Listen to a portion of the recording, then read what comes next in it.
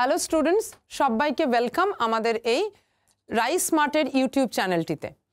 আশা করছি তোমরা দীর্ঘদিন ধরেই এই চ্যানেলটা ফলো করছো এবং এই চ্যানেলটাতে যে সমস্ত টিচাররা নিয়মিত ক্লাস নিচ্ছেন তাদের ক্লাসও তোমরা করছো। সদ্যই WBCS প্রিলিমসের পরীক্ষা গেছে, সেই পরীক্ষাতে নানান ধরনের প্রশ্ন যেগুলো এসেছে সেগুলোরও তো বেশ কিছু কোয়েশ্চেন আমরা এই ইউটিউব চ্যানেলেতে আলোচনা এবং ডিসকাস করেছি। আশা করছি তোমরা সেগুলো থেকে উপকারও পেয়েছো।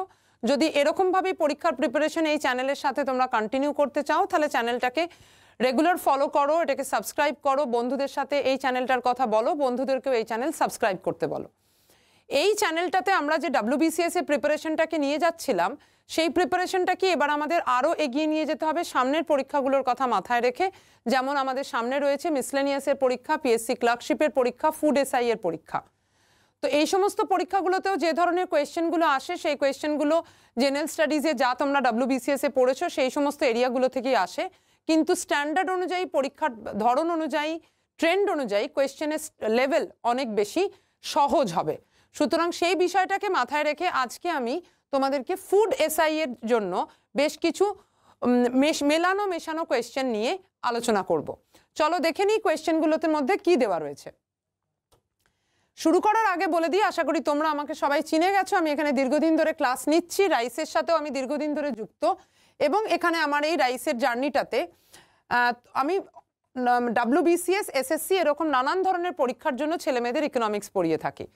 তোমরা যদি রাইসের এই অনলাইন ক্লাসগুলো করতে চাও, রাইস অ্যাকচুয়ালি অফলাইন ক্লাসের সাথে সাথে একটা অনলাইন প্ল্যাটফর্মকেও অপারেট করছে।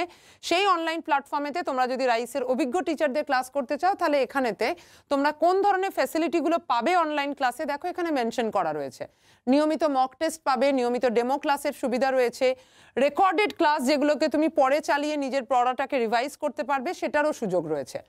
যদি এই ধরনের কোর্সগুলোতে এনরোল করতে চাও এক্ষুনি গিয়ে গুগল প্লে স্টোর থেকে রাইস স্মার্টের এই অ্যাপটাকে ডাউনলোড করে ফেলো। তাহলে চলো আর দেরি না করে আমরা ফুড SI এর কথা মাথায় রেখে কিছু মিক্সড ব্যাগ কোয়েশ্চেন্স নিয়ে আমরা আলোচনা করব। প্রথম কোয়েশ্চেন্স এখানে যেটা দিয়েছে সেটা একটুখানি ফলো করলে দেখতে পাবে কি বলেছে। প্রথম কোয়েশ্চেন বলছে the process of curing inflation. ইনফ্লেশনকে কিওর করতে গেলে আমাদের কিওরিং ইনফ্লেশনটাকে কিভাবে কিওর করব বলছে by reducing the money supply is called. Alright, option এতে বলেছে cost push inflation, demand pull inflation. এই কস্ট পুশ ইনফ্লেশন বা ডিমান্ড পুল ইনফ্লেশন এইগুলোকে আমরা কজেস অফ ইনফ্লেশন বলে থাকি। সুতরাং এই দুটো ইনফ্লেশনের কারণ, এই দুটো ইনফ্লেশনের রেমিডি হতে পারে না। সুতরাং এই দুটো কোনোভাবেই আমাদের আনসারের সাথে রেলিভেন্ট নয়। কিন্তু সিতে দেখো একটা কথা দেওয়া রয়েছে, সেটা হচ্ছে ডিসইনফ্লেশন। ডিসইনফ্লেশন হচ্ছে একটা সিনারিও যেখানে আমরা দেখতে পারি যে সময়ের সাথে সাথে ইনফ্লেশনের যে রেটটা সেটা ওভার দ্য টাইম ডিক্রিজ করতে থাকে। রেট অফ ইনফ্লেশনটা কি হয় না ডিক্রিজিং হয়। তো এই ইনফ্লেশন রেটটা যখন ডিক্রিজ করতে থাকে এটাকে আমরা ডিসইনফ্লেশন বলি। আমরা ইনফ্লেশনকে কিওর করতে চাইছি মানেই ইনফ্লেশন রেটটাকে কমাতে চাইছি। সুতরাং এই পদ্ধতিটা যদি আমরা অবলম্বন করি তাহলে ইনফ্লেশনের সমস্যাটাকে আমরা মেটাতে পারবো। সুতরাং আমাদের এখানে আনসার কি হয়ে গেল না ডিসইনফ্লেশন, অপশন সি। চলো এবার আমরা চলে যাই পরের কোয়েশ্চেনটাতে, যেখানে বলছে Indian agriculture is typically characterised by. মানে ইন্ডিয়ান এগ্রিকালচারটাকে যদি আমরা ক্যারেক্টারাইজ করি যে কিরকম অর্থনীতি, অপশন এতে বলেছে land surplus labour scarce economy, land surplus labour surplus economy. সিতে বলেছে land scarce labour surplus economy, আর ডিতে বলেছে land scarce labour scarce economy. আমাদের দেশেতে যেটা আমরা দেখতে পাই এগ্রিকালচারাল সেক্টরেতে জমি মানে দেশের সাইজ বড় হলেও চাষযোগ্য জমির পরিমাণ, কাল্টিভেবল ল্যান্ড, সেটা যথেষ্ট কম। এটা ভারতীয় কৃষির একটা অন্যতম বৈশিষ্ট্য। সেদিক থেকে মাথায় রাখলে কাল্টিভেবল ল্যান্ড যদি কম হয় তার মানে আমাদের ল্যান্ড স্কেয়ার্সের কথাটা মাথায় রাখতে হবে। এবার দেখো ল্যান্ড স্কেয়ার্স কথাটা দুটো অপশনেতেই দেওয়া রয়েছে। এবার প্রশ্ন আসছে তাহলে লেবারটা আমাদের সারপ্লাস না লেবারটা স্কেয়ার্স? বর্তমানে ভারতবর্ষ এখন 146 কোটির দেশ, এখানেতে লেবারের সাপ্লাই কখনো কম হয় না।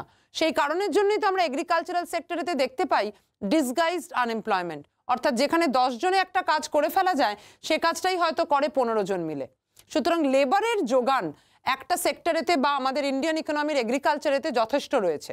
তার মানে লেবারটা কিন্তু কোনোভাবেই স্কেয়ার্স নয়, রাদার লেবারটা কীরকম না সারপ্লাস।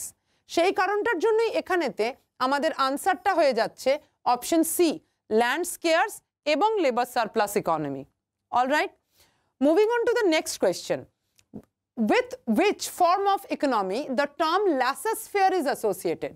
laissez-faire কথাটা একটা ফ্রেঞ্চ ওয়ার্ড থেকে এসেছে। সেই ফ্রেঞ্চ ওয়ার্ডটা আমাদের যেটা ডিফাইন করে একদম সেটা হচ্ছে আমরা বলি মিনিমাম গভর্নমেন্ট ইন্টারভেনশন। প্রশ্নটা এখানে কি দিয়েছে? প্রশ্নটা দিয়েছে কোন ধরনের অর্থনৈতিক ব্যবস্থাতে আমরা সরকারের নাক গলানোটা মিনিমাম দেখতে পাই। অর্থনীতির নাম এখানে দেওয়া রয়েছে capitalist economy, socialist economy, mixed economy, command economy. এখান থেকে অপশনে পরিষ্কার করে বোঝা যাচ্ছে socialist economy is all about government control. গভর্নমেন্টের কাছেই এখানে দেশের সমস্ত রিসোর্সের মালিকানা থাকে, তার মানে সোশ্যালিস্ট ইকোনমি কোনোভাবেই হবে না। সোশ্যালিস্ট ইকোনমিরই আরেকটা ফর্ম হচ্ছে কমান্ড ইকোনমি, সুতরাং কমান্ড ইকোনমিও কোনোভাবে হলো না। মিক্সড ইকোনমি যেটা রয়েছে, মিক্সড ইকোনমিতে কি হচ্ছে ক্যাপিটালিজম এবং সোশ্যালিজমের দুটো বেনিফিটই রয়েছে।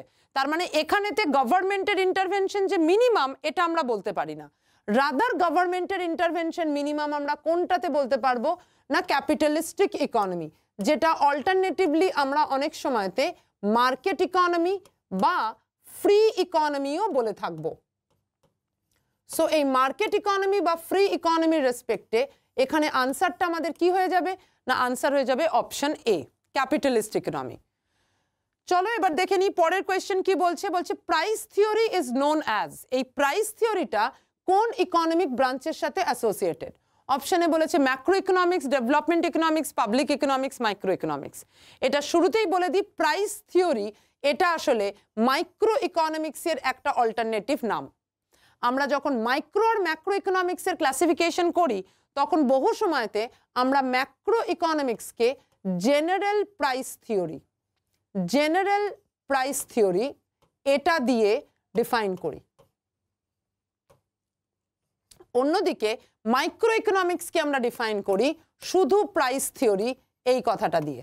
সুতরাং এখান থেকে বুঝতেই পারছো যে প্রাইস থিওরিটা মাইক্রো ইকোনমিক্সের সাথে অ্যাসোসিয়েটেড এবং সেই জন্য আমাদের এখানে আনসার হয়ে গেল অপশন ডি। নেক্সট এবার যদি আমরা চলে যাই which of the statement is correct about India's national income, তাহলে কোন ঘটনাটা আমরা এখানে দেখতে পাবো। বলছে percentage share of agriculture is higher than services. বিতে বলেছে percentage share of industry is higher than agriculture, percentage share of service is higher than industry, percentage share of service is higher than agriculture and industry put together. এই চারটে অপশনসের মধ্যে national ইনকামেতে আমরা কোনটা দেখতে পাই। Overall আমরা যদি এমপ্লয়মেন্ট এবং দেশের জিডিপি রেসপেক্টে দেখি আমরা দেখতে পাই সার্ভিস সেক্টরের যে কন্ট্রিবিউশন সেটা প্রায় 50%-এর বেশি। সুতরাং বুঝতে পারছো 50%-এর বেশি যদি সার্ভিস সেক্টর কন্ট্রিবিউট করে তার মানে প্রাইমারি এবং সেকেন্ডারি অর্থাৎ এগ্রিকালচার এবং ইন্ডাস্ট্রি দুজনে মিলে, দুটো সেক্টর মিলে বাকি 50% কন্ট্রিবিউট করছে বা 50%-এর কম কন্ট্রিবিউট করছে। সেই জায়গা থেকে দাঁড়িয়ে তার মানে সার্ভিস সেক্টরটা যা কন্ট্রিবিউট করবে, সার্ভিস সেক্টরটা যা কন্ট্রিবিউট করবে সেটার কন্ট্রিবিউশন এগ্রিকালচার এবং ইন্ডাস্ট্রির যে মিলিত কন্ট্রিবিউশন, কিউমুলেটিভ কন্ট্রিবিউশন তার থেকে বেশি হবে। এগ্রিকালচার এবং ইন্ডাস্ট্রির যে ওভারঅল কন্ট্রিবিউশন তার থেকে বেশি হবে সার্ভিস সেক্টরের কন্ট্রিবিউশন। সেই জন্য এখানে আনসার কি হয়ে গেল না অপশন দিল্লি। নেক্সট কোয়েশ্চেনে যদি চলে যাই বলছে gradation and standardisation of agricultural product. আমরা অনেক সময় দেখতে পাই যে এগ্রিকালচারাল প্রোডাক্টের গায়ে, এগ্রিকালচারাল ইনপুটের গায়ে দেখবে একটা লোগো ব্যবহার করা হয় এবং সেখানে লেখা থাকে অগমার্ক। এই অগমার্ক মানে তকমাটা কোনো একটা প্রোডাক্টের গায়ে লেখা থাকছে মানে এটা সার্টেন কোয়ালিটি এবং স্ট্যান্ডার্ডকে কোয়ালিফাই করতে পেরেছে, তবেই এই প্রোডাক্টের গায়ে আমরা এই লোগোটাকে ব্যবহার করার পারমিশন দিই। প্রশ্ন তো এখানে জিজ্ঞাসা করেছে যে এই পারমিশন দেওয়ার কাজটা কোন সংস্থা করে। এগ্রিকালচারাল প্রোডাক্টের গ্রেডেশন এবং স্ট্যান্ডার্ডাইজেশন যেটাকে আমরা ডিফাইন করি অগমার্ক দিয়ে, এটাকে ডিফাইন করে কে না directorate of marketing and inspection. Directorate of marketing and inspection এই বডিটা অ্যাকচুয়ালি তোমার এই গ্রেডেশন এবং স্ট্যান্ডার্ডাইজেশন অফ এগ্রিকালচারাল প্রোডাক্টের সাথে অ্যাসোসিয়েটেড। সুতরাং এখানে আনসার হয়ে গেল।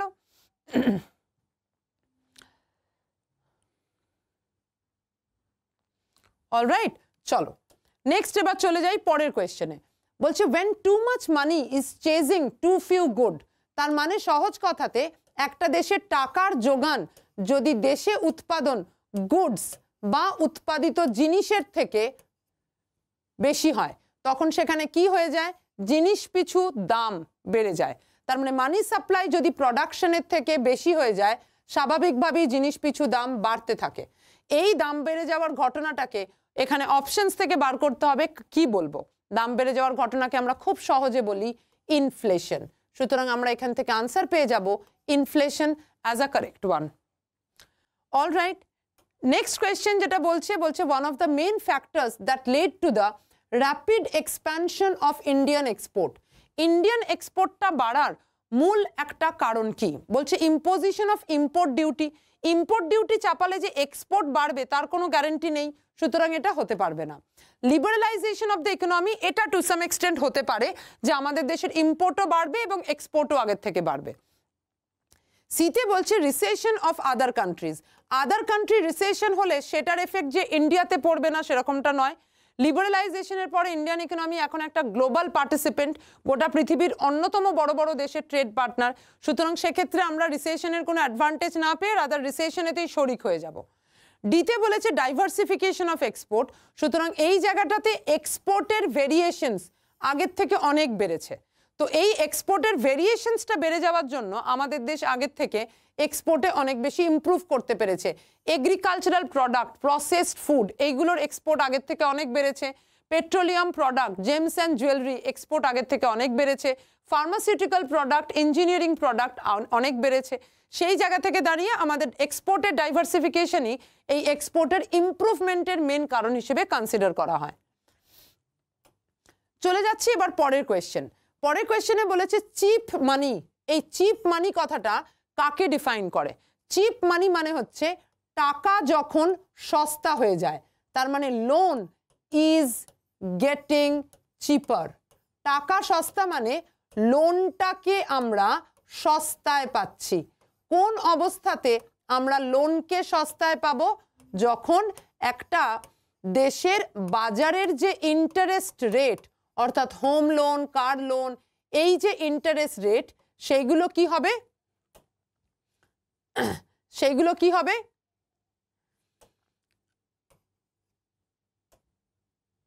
হ্যাঁ,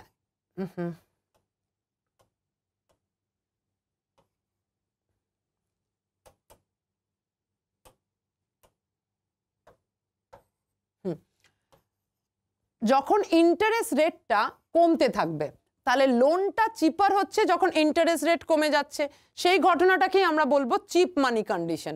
অপশনস তাহলে এখান থেকে উত্তর পাওয়া যাচ্ছে যে ইন্টারেস্ট রেট যখন লো তখন সেটা চিপ মানিকে ডিফাইন করে। ইন্টারেস্ট রেট লো মানে টাকা সহজে অ্যাভেলেবেল, টাকা খুব সস্তা। নেক্সট কোয়েশ্চেন এখানে যেটা বলছে সেটা হচ্ছে compare to the reach the poor save, বড় লোকদের তুলনায় গরিব লোক save a larger part of their income. তাই কি একটা লোকের ইনকামের জানবে দুটো পার্ট, কনজামশন আর সেভিংস। এবার যদি তার ইনকাম কম হয় ন্যাচারালি তার কনজামশনটা হাই হবে আর সেভিংসটা লো হবে। কারণটা কি না ইনকামটা লো। তাহলে লো ইনকাম মানে কনজামশন হাই, সেভিংস লো। এখানে বলছে compare to reach the poor save, তাহলে এখানে কি হলো, ইনকাম লো মানে আমরা এখানে কার কথা বলছি, পুয়ারদের কথা বলছি। পুয়ারের বেলাতে এখানে কি হলো, সেভিংসটা লো হয়ে গেল।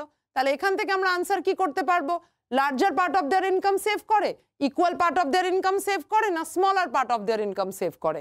ন্যাচারালি বুঝতে পারছো লো সেভিংস মানে ইনকামের একটা ছোট অংশ সেভ হবে।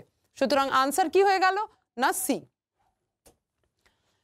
চলে যাচ্ছি এবার পরের কোয়েশ্চেন। বলছে কিষান ক্রেডিট কার্ড, নাম তোমরা অনেকেই শুনেছো। ফার্মারদের লোন দেওয়ার জন্য আমরা এটা ব্যবহার করে থাকি কিষান ক্রেডিট কার্ড, এবং সেটার পরিপ্রেক্ষিতে কিষান ক্রেডিট কার্ডে কত সালেতে এটা লঞ্চ করেছে সেটা জিজ্ঞাসা করা হচ্ছে। তো সেই জায়গা থেকে দাঁড়িয়ে বলে দিই কিষাণ ক্রেডিট কার্ড লঞ্চ করছে 1998-এ। এই কিষাণ ক্রেডিট কার্ড ইন্ট্রোডিউসড হচ্ছে দুটো সংস্থার জয়েন্ট ইনিশিয়েটিভে, ইন্ট্রোডিউসড বাই, উদ্যোগটা প্রথমে নিচ্ছে কে না নাবার্ড। এই নাবার্ড এই মানে আইডিয়াটা কাকে দিচ্ছে না আরবিআইকে। আরবিআই তখন ফার্মারদের লোন দেবার জন্য সমস্ত শিডিউলড ব্যাংকগুলোকে বলছে কিষাণ ক্রেডিট কার্ড ইস্যু করতে। তার মানে খেয়াল করো কনসেপ্টটা ইন্ট্রোডিউস করলো কে, কনসেপ্টটা ইন্ট্রোডিউস করলো প্রাইমারিলি নাবার্ড এবং আরবিআই। কিন্তু এই কিষাণ ক্রেডিট কার্ড ইস্যু কে করবে, ইস্যুড বাই যদি বলে তখন কিন্তু আমরা উত্তরটা করব শিডিউল ব্যাংক।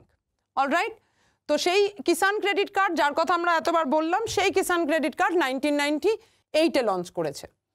নেক্সট কোয়েশ্চেন কি বলেছে, government takes ways and means advances, এটাকে ছোট করে আমরা বলি WMA। এই ফেসিলিটিটা সরকার নেয়, এটা এক ধরনের লোন ফেসিলিটি, এটা একটা শর্ট টার্ম লোন যেটা সরকার নেয়। প্রশ্নটা আমাদের কি দিয়েছে যে লোনটা সরকার কার কাছ থেকে নেয়, আরবিআই, আইডিবিআই, এসবিআই নাকি আইসিআইসিআই। তো আমরা এখানে দেখতে পাই যে এই চারটে সংস্থার মধ্যে সরকার লোন নিতে পারে কার কাছ থেকে না সরকারের যে ব্যাংক তার কাছ থেকে। তাহলে গভর্নমেন্টের ব্যাংক সেই দেবে গভর্নমেন্টকে লোন। তাহলে এই চারটের মধ্যে গভর্নমেন্টের ব্যাংক কোনটা না গভর্নমেন্টের ব্যাংক হলো আরবিআই। সুতরাং আরবিআই এই শর্ট টার্ম লোনটা গভর্নমেন্টকে দিয়ে থাকে ম্যাক্সিমাম ফর বলতে পারো 90 ডেজ। তো সেই লোনের ফ্যাসিলিটিটাকে আমরা বলি ওয়েজ অ্যান্ড মিনস অ্যাডভান্সেস বা WMA। অলরাইট, চলো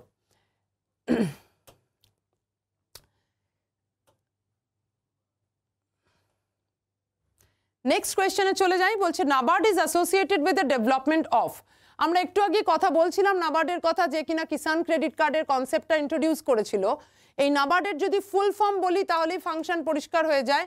নাবার্ডের ফুল ফর্ম হচ্ছে national bank for agricultural and rural development, national bank for agriculture and rural development.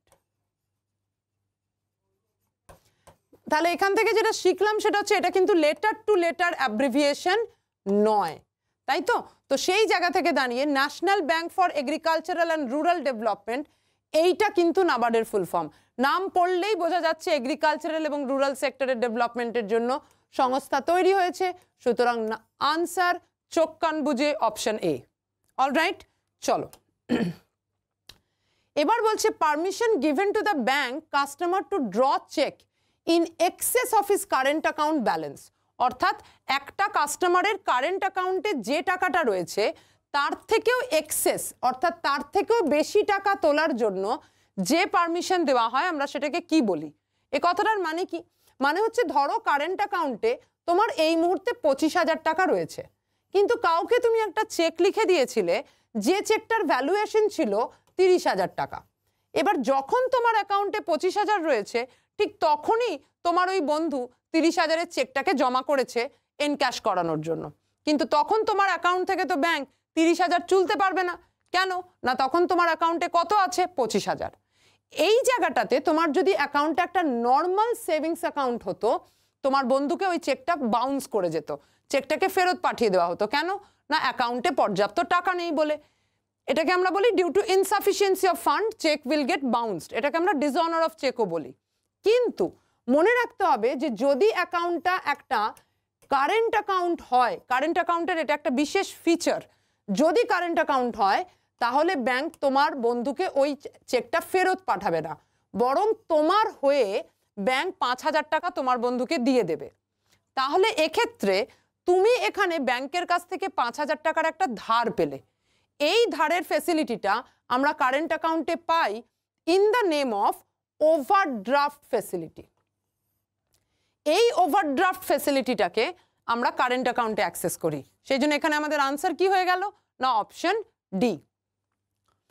Alright, এবার আমরা চলে গেলাম পরের কোয়েশ্চেনে। বলছে which of the following tax is not collected, mind it, not collected by কি না সেন্ট্রাল গভর্নমেন্ট।